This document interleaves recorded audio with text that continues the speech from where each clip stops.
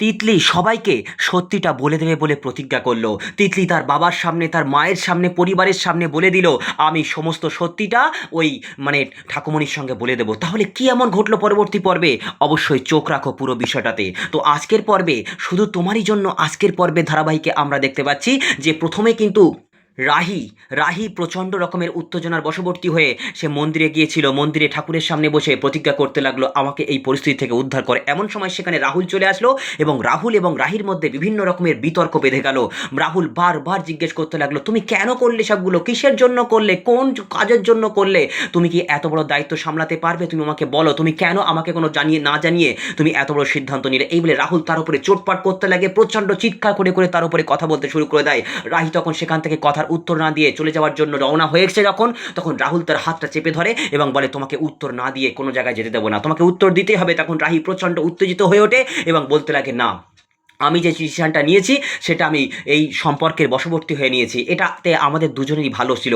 কিন্তু রাহুল হাসতে থাকে আর বলতে লাগে, তুমি ছি ছি ছি, তুমি কি করলে এটা? তুমি আমাকে কোনো না জানিয়ে সিদ্ধান্ত নিলে। আর এদিকে আমরা দেখতে পাচ্ছি বাড়ির লোকজন কিন্তু সবাই শুনতে ব্যস্ত হয়ে রয়েছে তাদের কথোপকথন। তখন রাহি প্রচণ্ড চিৎকার করতে শুরু করে দেয় আর বলতে লাগে, আমি সমস্ত ডিসিশন নিয়েছি আমার নিজের কারণে, আমার নিজের স্বার্থে। তুমি যে কাজগুলো করেছো, তুমি যে বিষয়গুলো করেছো, সবগুলো তো তুমি আমার জন্য করনি, তুমি তো সবগুলোই করেছো, তুমি তো তুমি তো সবগুলোই করেছো কার জন্য?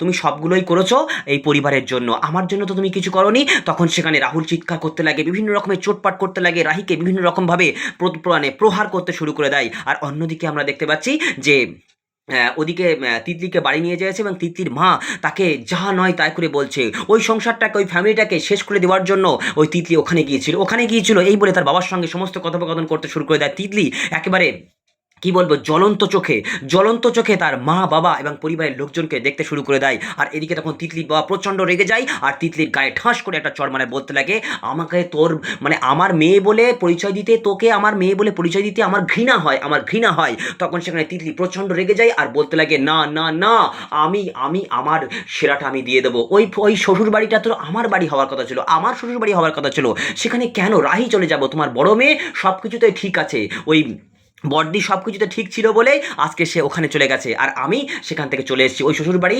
রাহুল আমার হাজব্যান্ড হওয়ার কথা ছিল, এই সম্পর্ক আমি মানি না, ওই শ্বশুরবাড়িটা আমার হওয়ার কথা ছিল। তখন সেখানে রাহি মানে তিতলির মা প্রচণ্ড চিৎকার করতে লাগে, এই চুপ কর, চুপ কর, তুই চুপ কর। এদিকে মানে তিতলির বাবা প্রচণ্ড রেগে যায়, সেও কিন্তু প্রচণ্ড রকমভাবে চিৎকার করতে শুরু করে দেয়, তুই কি কথা বললি এগুলো? তুই কি কথা বললি? তোকে আমার মেয়ে বলে পরিচয় দিতে ঘৃণা হয়, ঘৃণা হয়। এদিকে তিতলির কাকিমা বোঝাতে শুরু করে দেয়, তিতলি তুই মুখে মুখে এইসব তর্কগুলো কেন করছিস? কিসের জন্য করছিস এত তর্ক? তুই কেন করছিস? তুই তো যেটা করছিস সেটা ভালো করে ভেবে দেখ, তুই কি করছিস এটা?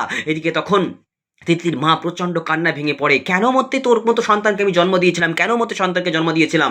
এদিকে তখন মানে তিতলির বাবা প্রচণ্ড রেগে যায় এবং তার মানে গালে আবারও চড় মারতে যাবে। তখন তিতলির মা আবার সামনে গিয়ে থামায় আর বলতে লাগে, না, একদম না, একদম না, ওকে মারধর করবে না, ও কিন্তু সব ক্ষতি করে দেবে। কালকে পুজোর দিনটা পার হয়ে যাক, তার পরবর্তীতে যা করার আমরা করে নেবো। এই বলে কিন্তু পুরো পরিস্থিতিটা ম্যানেজ হয়ে যায়। আর অন্যদিকে আমরা দেখতে পাচ্ছি যে রাহি প্রচণ্ড উদ্বেগ নিয়ে যেই না সামনের দিকে এগিয়ে যেতে যাবে, হঠাৎ করে কিন্তু রাহুল তাকে ধরতে গিয়েই কিন্তু ঝপ করে তার গায়ের ওপরে পড়ে যায় এবং দুজনের মধ্যে মিলেমিশে একাকার হয়ে যায়। এবং এই পুরো পরিস্থিতিটা কিন্তু রাহুলের মা সেটাকে দেখতে থাকে। আর এদিকে তখন দেখতে পাচ্ছি ঠাকুমণি বেরিয়ে আসে এবং ঠাকুমা বেরিয়ে এসে সে কিন্তু বলতে লাগে, ছি ছি, আজকাল কি ঘটছে, এসব কি ঘটছে, আমি কিছুই বুঝতে পারছি না। তখন তাকে রাহুল বলতে লাগে, আসলে তো আপনি যেটা ভাবছেন সেটা নয়, এটা কিন্তু একটা অন্যরকমভাবে অ্যাক্সিডেন্টালি ঘটে গেছে, কিন্তু কেউই বিশ্বাস করতে চাইছে না। আর অপরপক্ষে আমরা দেখতে পাচ্ছি তিতলি বাড়ির লোককে প্রচণ্ড শাসাতে শুরু করে দিয়েছে, আমাকে আমার কাজটা করতে দাও, আমাকে যদি কেউ আটকাও তাহলে কিন্তু আমি সমস্ত সত্যিটা সামনের দিকে বলে দেবো, সমস্ত সত্যি কিন্তু আমি সামনে বলে দেবো এবং বলে দেবো যে এই সত্যির পেছনে কত বড় রহস্য লুকিয়ে রয়েছে।